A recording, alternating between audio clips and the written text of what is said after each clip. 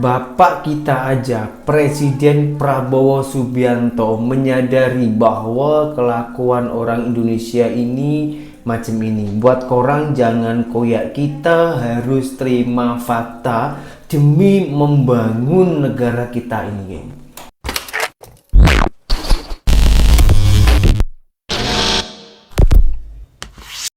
Hai, halo geng, assalamualaikum warahmatullahi wabarakatuh. Berjumpa kembali dengan saya Zainal Story. Sebelum video ini saya mulai, gimana kabarnya kalian semua? Semoga semua yang menonton video ini baik-baik saja, dimurahkan rezekinya, selalu berpikiran yang positif dan dijauhkan dari mara bahaya oleh Tuhan Yang Maha Esa.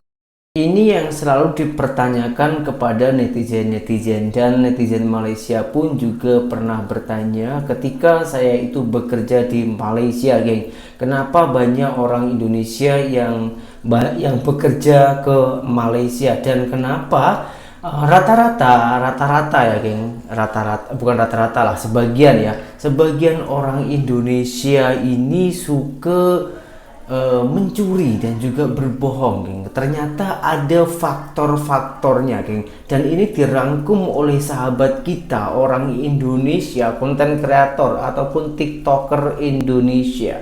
Bang, kenapa orang Indonesia banyak yang mental maling? Menarik nih. Orang Indonesia sering Mental banget jadi maling. kesempatan dalam kesempitan. Contohnya banyak. Siap-siap, karena bentar lagi tsunami fakta. Dulu KFC itu selalu nyediain piring kalau makan di sana. Piringnya kayak gini. Tapi karena sering dimalingin, mereka berhenti. Lebih kerennya lagi, banyak orang ngejual piring hasil maling ini di online. Selain maling piring, banyak juga yang maling pagar, rel kereta, sampai alat pendeteksi tsunami di tengah laut aja dimalingin. Kalau ke hotel, gantungan baju sama anduk dibawa pulang. Ke kondangan, ngebungkus makanan. Ke paper lunch, bawa telur sendiri. Konser Coldplay, gelangnya dibawa pulang. Ada kreator bagi-bagian bensin gratis, ngomel-ngomel pas nggak kebagian. Kenapa bisa begini? Ternyata jawabannya simpel. SDM rendah. Kenapa bisa SDM rendah? Karena kurangnya akses pendidikan dan minimnya peluang kerja. Jadi ya intinya karena kekurangan ekonomi. Nah, nyuri itu kan dosa, dilarang agama. Padahal Indonesia itu nomor 1 di urutan negara yang paling percaya Tuhan. Kok malah banyak yang suka merugikan? Kalau menurut gua gimana? Saya mau denger pendapat. Mohon maaf sangat-sangat ya, sebelum saya akan memberikan komentar ini, saya meminta maaf dulu sebab ini memang fakta di lapangan, geng. Begitu banyaknya para pencuri kendaraan, pencuri gate dan lain-lainnya, itu memang dari faktor ekonomi dan juga SDM-nya yang sangat rendah, geng. Dan inilah alasannya kenapa kendaraan-kendaraan di Indonesia itu dimasukkan dalam rumah ataupun bilik, ya karena rawannya pencuri. Kalau kita ya, geng, saya sebagai para petani ya, saya ini pekerjaan di pertanian, geng ya. Tapi bukan saya yang mengalami, ini saya salah satu jiran sawah saya, jiran kebun lah ya, jiran ladang. Ketika dia orang itu pergi bertani, tengok sawah macam itu, moto ada di tepi jalan. Tak lama sekejap sudah hilang, geng. Dikunci juga, cuman tak ada kunci kepala lah, langsung hilang. Memang bahaya, geng. Apalagi kalau harga panen kita, harga sayuran kita ini mahal. Contoh macam jagung ataupun cili, kita sudah panen, itu kita harus jaga malam, geng. Bahaya kalau tak jaga malam, geng. Orang boleh curi. Dan kalau mencuri itu bukan orang biasa, geng. Dia itu bawa lori, ada yang bawa kereta. Karena kita pernah menjumpai, geng. Dan jadi kalau di Indonesia ini, geng ya, entah ini menyeluruh di Indonesia atau di sebagian tempat saja, saya kurang paham lah. Yang pastinya yang saya tengok di sekeliling saya ini, ketika harga panen kita itu naik, harganya tinggi, di sawah-sawah itu ramai orang, geng, untuk menjaga tanamannya masing-masing. Bahkan ada yang ngasih bayaran ke orang, suruh menjaga, mintai tolong untuk menjaga tanamannya itu, geng. Karena apa? Ya karena memang rawan pencuri. Sudah kita ini tanam keluar modal banyak, cari pupuk susah. Ketika kita mau menikmati hasil panen kita sendiri, itu pun kita harus berjuang macam tak tidur siang dan malam, geng, untuk menjaga hasil panen kita. Ini fakta, ini fakta di lapangan. Dan ini bukannya rakyat saja yang mengakui, bahkan Bapak kita, Presiden Prabowo Subianto itu juga mengakui hal itu. Dan juga kita harus koreksi diri ya. Koreksi Sifat bangsa diri. Indonesia ini, maaf, sifat bangsa Indonesia ini memang kadang-kadang suka bohong, ya kan? Suka nipu, ya kan? Benar nggak? Dan kalau berhasil nipu, senang. Wah, bangga Ya ya. kan? Jujur. Ku tipu kau. Benar kan? Kemudian budaya kita kadang-kadang senang melihat orang susah melihat orang senang. Waduh, SMS. ingat lagi anjir. Teman jatuh malah ketawa. Saudara-saudara, kembali ke yang serius. Tadi itu hanya intermezzo, bahwa memang hati-hati kalau banyak lompat-lompat. Ya kan? Belum tentu lompat-lompat itu bermanfaat. Jadi saudara, karena rakyat akan menilai. Rakyat itu hatinya tidak bisa dibohongi.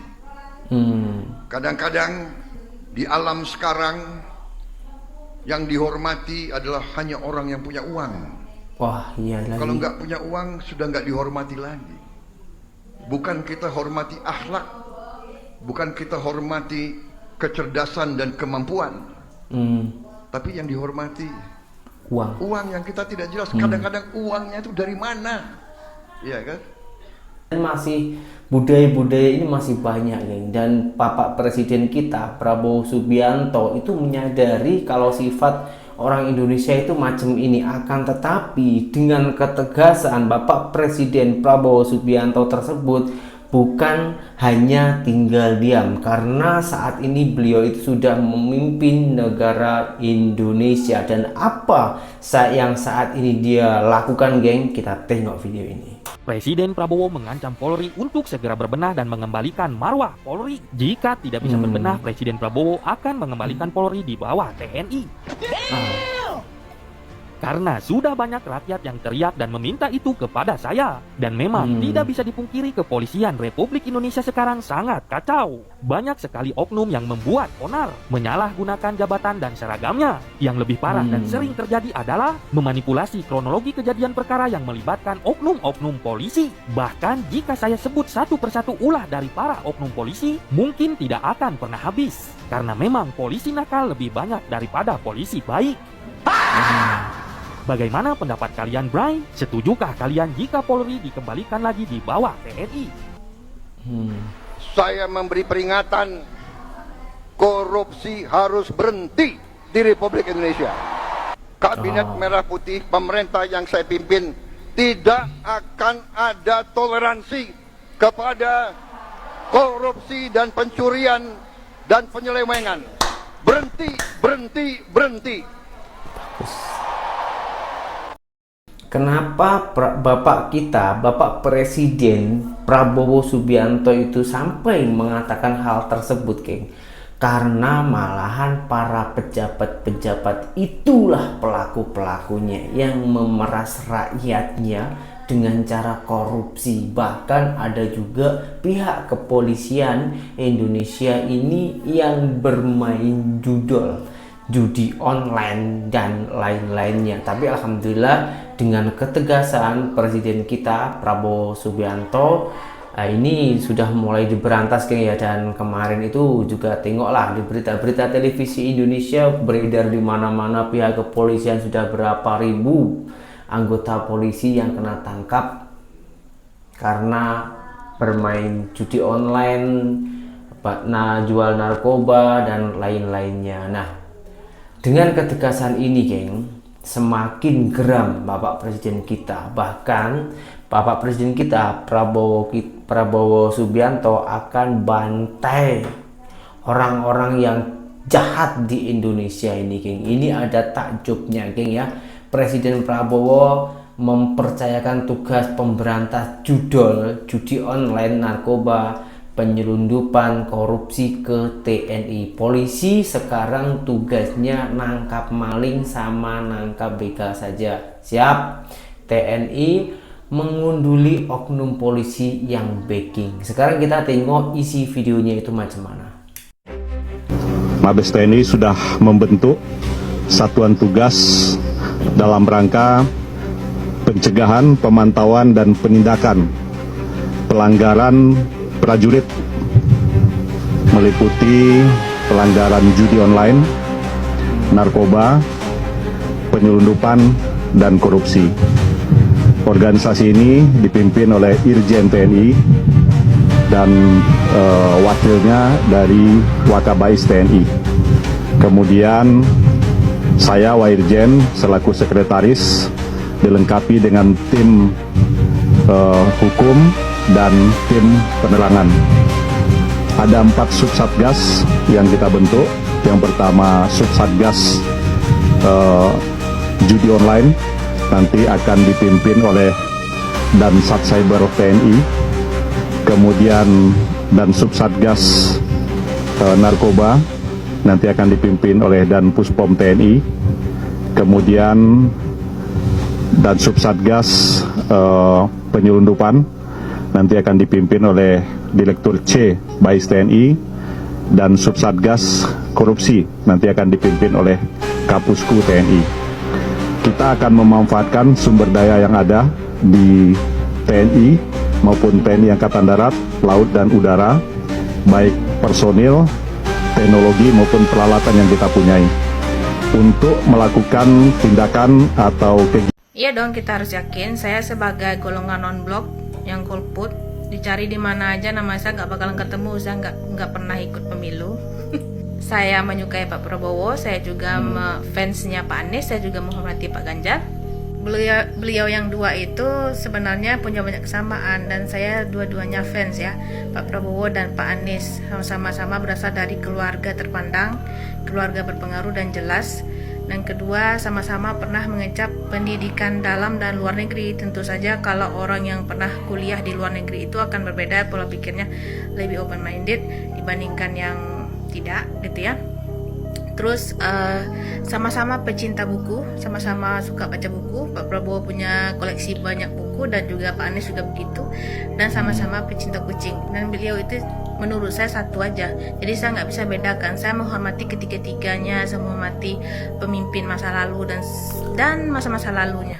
Dan Pak Prabowo itu seorang jenderal ya. Seorang jenderal itu biasanya ahli strategi. Jadi nantinya manuver politiknya ke depan juga tidak bisa diprediksi. Bagaimana ke depannya, bakalan ada plot tertentu. Untuk saat ini kalau saya melihat Bapak benar-benar serius dalam mengurus rakyat.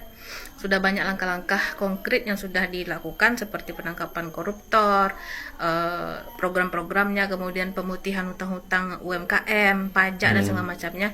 Itu sudah sangat sekali jelas memihak rakyat. Dan saya berharap bahwa Pak Prabowo bisa menabrak atau melempar orang-orang yang berani menghalangi itu. Dan saya juga berharap sistem pemerintahan Pak Prabowo saat ini berjalan sesuai dengan keputusan Pak Prabowo sendiri.